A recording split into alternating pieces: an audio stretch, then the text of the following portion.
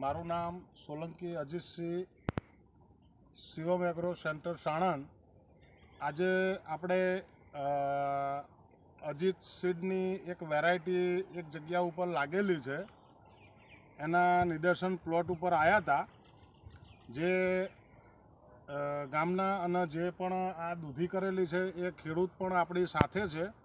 એટલે આપણે નિદર્શન કર્યા પછી એ ખેડૂતને આજે આપણે એના વિશે થોડી માહિતી લઈશું કે આ અજીત સીડની આ જે અજીત 33 નામની જે દૂધી આવે છે એ દૂધીનું કેવું પરફોર્મન્સ છે અને માર્કેટની અંદર એનો ભાવ કેવો છે, એની ક્વોલિટી કેવી છે, એના વિશે આજે આપણે આ પ્લોટ ઉપર આવ્યા છીએ.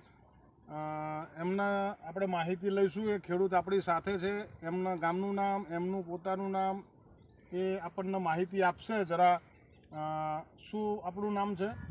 ઠાકોર કુલસંગ ઉમેશજી, ગામ ઠેલાવ, તાલુકો સાણંદ, જિલ્લો અમદાવાદ.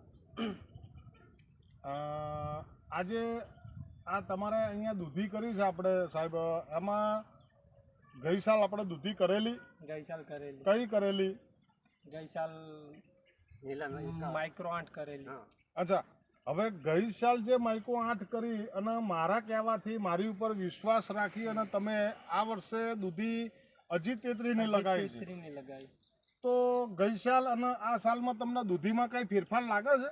આ સાલમાં પેલી ફેરા માલ ટુકડા થતા હતા અને આ સાલમાં માલ લગી વ્યવસ્થિત છે અને સારી છે દૂધી, અને માલ વ્યવસ્થિત નીકળે.